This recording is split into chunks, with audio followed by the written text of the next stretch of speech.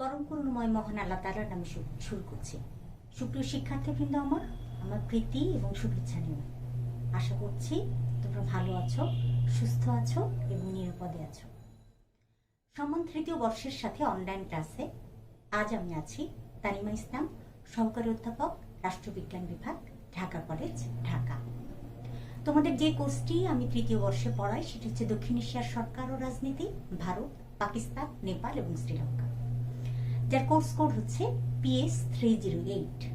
আজকে যেই বিষয়টি নিয়ে আলোচনা করব সেটি হচ্ছে ভারতীয় সংবিধানের প্রধান প্রধান বৈশিষ্ট্যসমূহ বা salient features of the Indian constitution.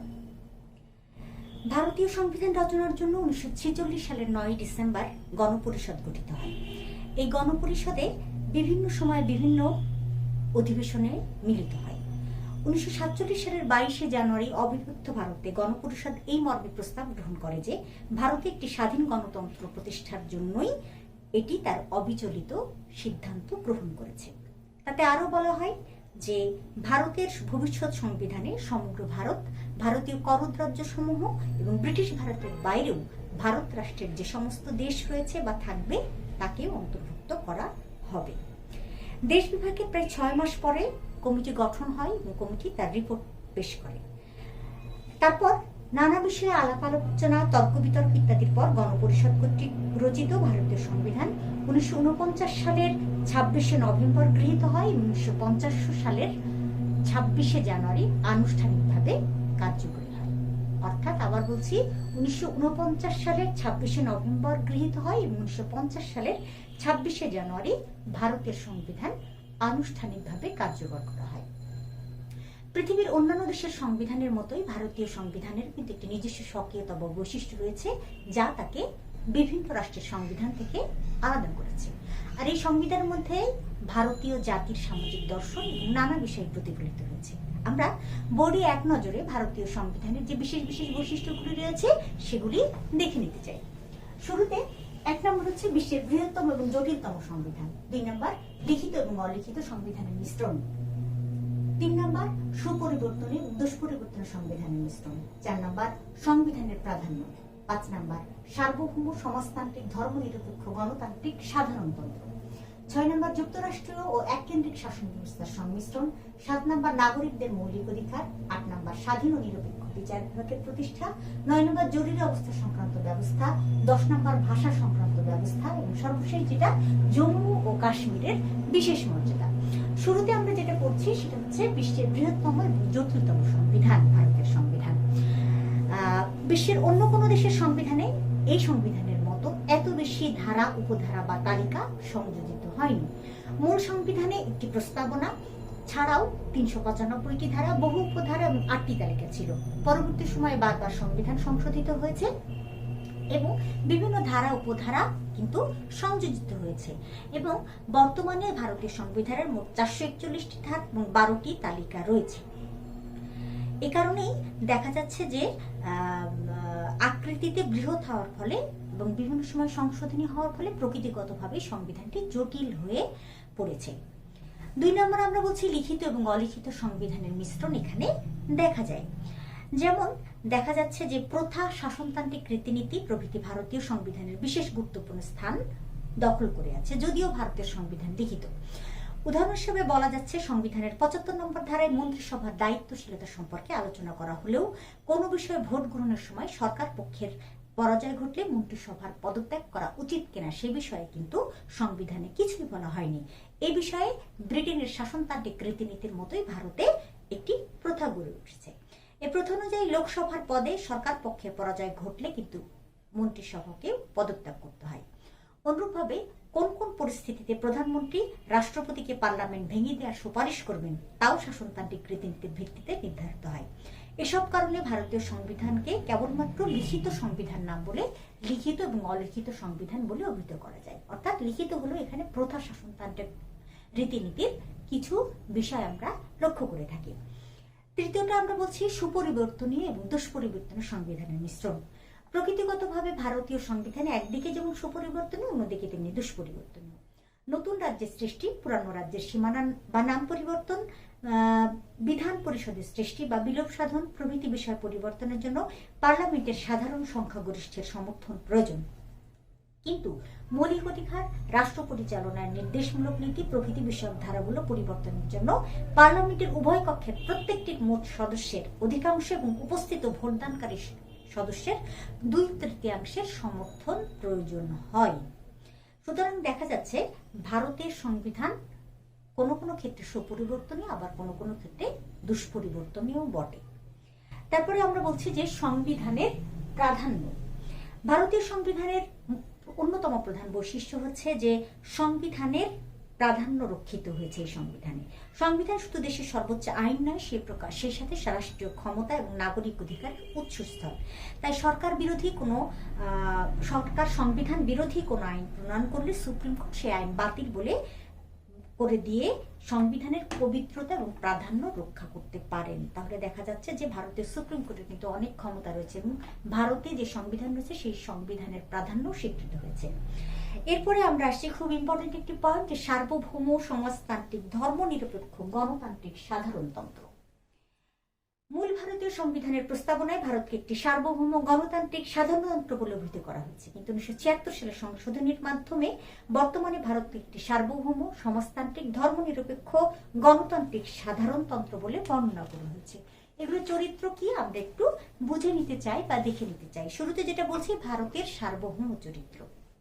Bharat একটি সার্বভৌম রাষ্ট্র, কারণ দেশের অভ্যন্তরে সকলেই রাষ্ট্র আইন মেনে চলতে বাধ্য এবং পররাষ্ট্র নীতির ক্ষেত্রেও কিন্তু ভারত স্বাধীন পন্থা অবলম্বন করে। সুতরাং ভারত আভ্যন্তরীণ এবং বাহ্যিক উভয় দিক থেকে সার্বভৌম ক্ষমতার অধিকারী। দ্বিতীয়ত বলছি যে সমাজতান্ত্রিক ভারতের প্রকৃতি। জওহরলাল নেহরুর সমাজতান্ত্রিক ধাঁচের সমাজ ব্যবস্থা প্রবর্তনের স্বপ্নকে বাস্তবায়ন রূপায়ণ করার জন্য সংবিধানের 42তম সংশোধনের মাধ্যমে প্রস্তাবনার মধ্যে সমাজতান্ত্রিক বা সোশ্যালিজম কথাটি প্রবর্তন করা হয়। যেমন ব্যাংক বিমা জাতীয়করণ, খাজনা ভাতা বিলোপ ইত্যাদিকে অনেকে সমাজতন্ত্রের প্রতি সুদৃঢ় পদক্ষেপ বলে বর্ণনা করেন। কিন্তু ভারতের অর্থনৈতিক বা ভারতের বৈষম্যমূলক সমাজে যখন অর্থনৈতিক ক্ষেত্রে সাম্য প্রতিষ্ঠিত হয় না, তখন অনেকেই সমাজতন্ত্র প্রতিষ্ঠার ঘোষণা মিথ্যা বলিতে পরিণত হয়েছে বলে অনেক সমালোচক মনে করছেন। এরপরে আরেকটা বলছে যে ভারত ধর্মনিরপেক্ষ রাষ্ট্র। এখানে কোনো রাষ্ট্রীয় ধর্ম নেই। এর অর্থ এই নয় যে ভারত কিন্তু অধার্মিক রাষ্ট্র বা ধর্ম বিরোধী রাষ্ট্র। এর প্রকৃত অর্থ হচ্ছে রাষ্ট্র বিশেষ কোনো ধর্মের প্রতি পক্ষপাতিত্ব করে না। কতগুলো বাধা নিষেধ স্বীকার করে নিয়ে সব ব্যক্তি নিজ নিজ বিবেক অনুযায়ী স্বাধীনভাবে ধর্মাচরণ করে এবং ধর্ম প্রচার করতে পারে। এরপরে ভারতীয় সাধারণতন্ত্রের যে প্রকৃতি সেটা আমরা বলছি ভারতকে সাধারণতান্ত্রিক দেশ বলে বর্ণনা করা হয়েছে, কারণ ভারতের রাষ্ট্রপতি ব্রিটেনের রাজা বা রানীর মতো উত্তরাধিকার সূত্রে নির্বাচিত বা ক্ষমতা লাভ করেন না। তিনি 5 বছরের জন্য জনগণ কর্তৃক নির্বাচিত হন। সংবিধান ভঙ্গ বা দুর্নীতিমূলক আচরণের জন্য নির্দিষ্ট কার্যকালের পূর্বেই কিন্তু পার্লামেন্ট আবার তাকে অপসারিত করতে পারে। এভাবে ভারতের জনগণের প্রাধান্য প্রতিষ্ঠিত হওয়ার ফলে সাধারণতন্ত্রের আদর্শ বাস্তবে রূপায়িত হয়েছে বলে মনে করা হয়। এরপরে যুক্তরাষ্ট্রীয় এবং এককেন্দ্রিক ব্যবস্থার সংমিশ্রণ। আমরা জানি ভারতের সংসদীয় গণতন্ত্র যেমন প্রতিষ্ঠিত রয়েছে, সেমনি যুক্তরাষ্ট্রীয় পদ্ধতির রূপবদ্ধ হয়েছে। তা অনেকে আবার ভারতকে যুক্তরাষ্ট্র বলে অভিহিত করেন। তারা মনে করছেন যে লিখিত এবং দুষ্পরিবর্তনীয় সংবিধানের অবস্থিতি, সংবিধান অনুসারে কেন্দ্র এবং রাজ্য সরকারের মধ্যে ক্ষমতা বন্টন এবং নিরপেক্ষ যুক্তরাষ্ট্রীয় আদালতের অস্তিত্ব ভারতে বর্তমান। কিন্তু আকৃতিতে যুক্তরাষ্ট্র হলেও কিন্তু প্রকৃতিগতভাবে ভারতের সংবিধান এককেন্দ্রিক, কারণ ভারতীয় সংবিধানে এমন কতগুলো ব্যবস্থা রাখা হয়েছে যার দ্বারা কেন্দ্রের সর্বতোমুখী প্রাধান্য স্বীকার করা হয়েছে। উদাহরণস্বরূপ বলা যায়, রাষ্ট্রপতি সাংবিধানিক অচলাবস্থা ঘোষণার ক্ষমতা, কেন্দ্রীয় সরকার কর্তৃক রাজ্য সরকারকে নির্দেশনা প্রদানের ক্ষমতা, কেন্দ্রীয় আইনের সাথে রাজ্যের আইনের বিরোধে প্রথমোক্ত আইন বলবৎকরণের ব্যবস্থা, কেন্দ্রীয় সরকার কর্তৃক রাজ্যগুলোকে অনুদান প্রভৃতি প্রদান কেন্দ্রীয় সরকারের ক্ষমতা বৃদ্ধিতে যথেষ্ট সাহায্য করেছে। সুতরাং যুক্তরাষ্ট্র প্রকৃতির হলেও অনেকেই কিন্তু এই সংবিধানে এককেন্দ্রিকতার প্রবণতা লক্ষ্য করেন। এরপরে ভারতের সংবিধানে নাগরিকদের মৌলিক অধিকার সংযোজিত হয়েছে বা সংবিধিবদ্ধ করা হয়েছে। নাগরিক অধিকার গণতান্ত্রিক সমাজ গঠনের জন্য একান্তভাবে অপরিহার্য। মূল ভারতীয় সংবিধানে 7 প্রকার মৌলিক অধিকারের কথা বলা হয়েছিল। কিন্তু 1978 সালে 44তম সংবিধান সংশোধনের মাধ্যমে সম্পত্তির অধিকারকে মৌলিক অধিকারের অধ্যায় থেকে বাদ দেওয়া হয়েছে। ফলে বর্তমানে ভারতীয় নাগরিকরা 6 প্রকার মৌলিক অধিকার ভোগ করতে পারে।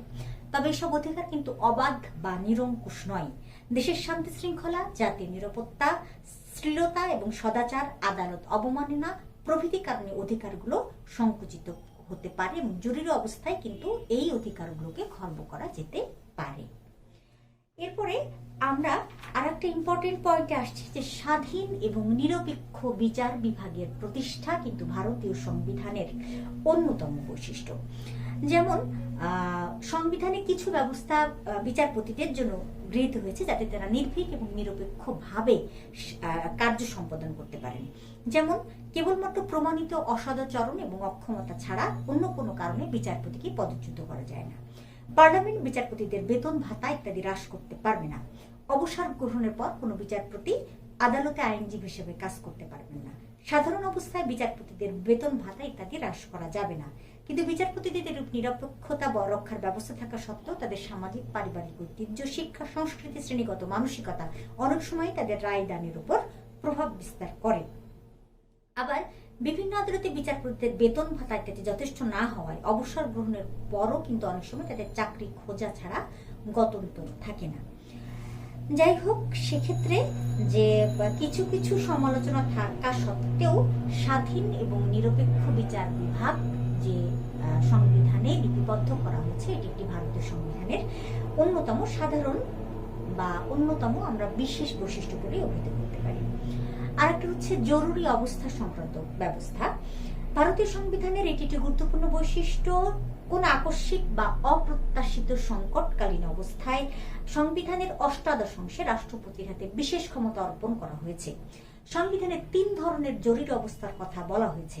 1 নম্বর জাতীয় জরুরি অবস্থা, 2 নম্বর রাজ্যগুলোতে সাংবিধানিক অচল অবস্থা জনিত কারণে জরুরি অবস্থা এবং 3 নম্বর হচ্ছে আর্থিক জরুরি অবস্থা। রাষ্ট্রপতির হাতে জরুরি অবস্থা ঘোষণার ব্যাপক ক্ষমতা প্রদান করে সংবিধানের প্রণেতাগণ কার্যত অগণতান্ত্রিক, অযুক্তরাষ্ট্র এবং ব্যক্তি স্বাধীনতার বিরোধী নীতিগুলিকে সংবিধানে স্থান দিয়েছেন বলে সমালোচকরা মনে করছেন। তবু জরুরি অবস্থা সংক্রান্ত একটা যে বিশেষ অবস্থা বা বিশেষ অবস্থায় রাষ্ট্রপতি জরুরি অবস্থা ঘোষণা করতে পারেন সে বিষয়ে এটি ভারতের সংবিধানের একটি অন্যতম বৈশিষ্ট্য। আরেকটি যেটি সেটি হচ্ছে ভাষা সংক্রান্ত ব্যবস্থা। ভারতীয় সংবিধানের অন্যতম বৈশিষ্ট্য হচ্ছে যে এখানে দেখা যাচ্ছে যে ভাষা সংক্রান্ত ব্যবস্থাকে সংবিধানে লিপিবদ্ধ করা হয়েছে। কারণ আমরা জানি যে ভারত বহু ভাষাভাষী দেশ এবং প্রায় 845টি ভাষায় কথা বলে ভারতের মানুষ। তো বিভিন্ন ভাষাভাষী মানুষের মধ্যে ঐক্য সংহতি রক্ষা করাই ছিল সংবিধান প্রণেতাদের সামনে অন্যতম বড় সমস্যা।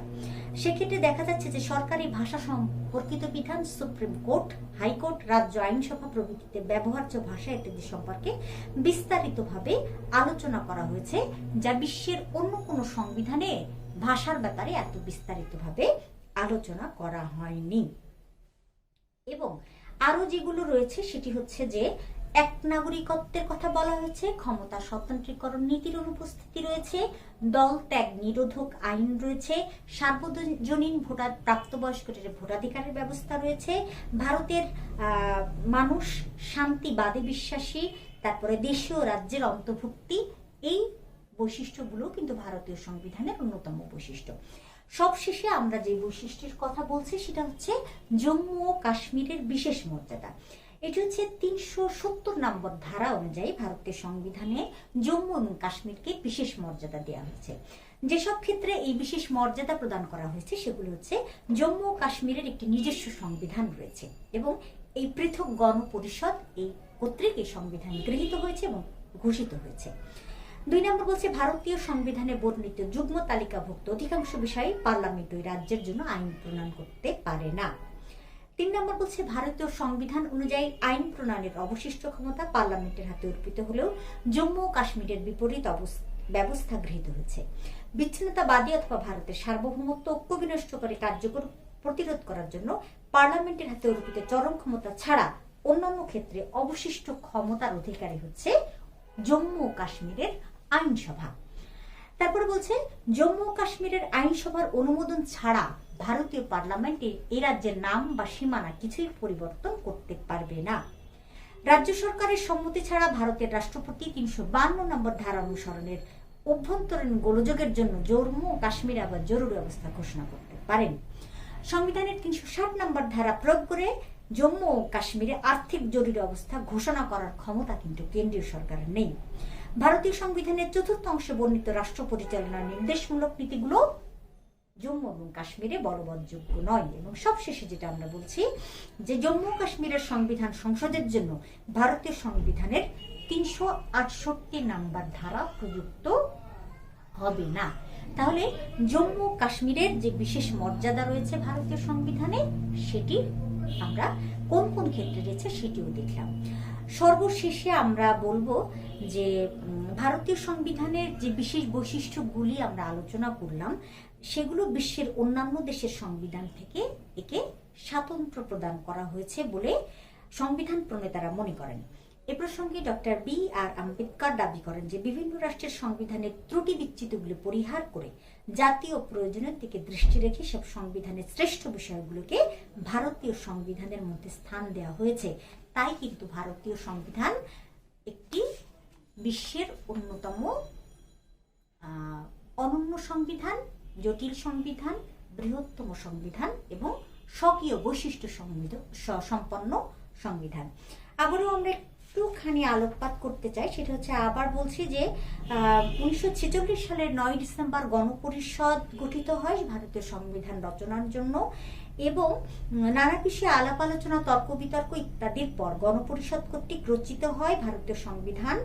1949 সালের 26শে নভেম্বর গণপরিষদ কর্তৃক রচিত সংবিধান গৃহীত হয় এবং 1950 সালের 26শে জানুয়ারি আনুষ্ঠানিকভাবে ভারতীয় সংবিধান কার্যকরী হয়।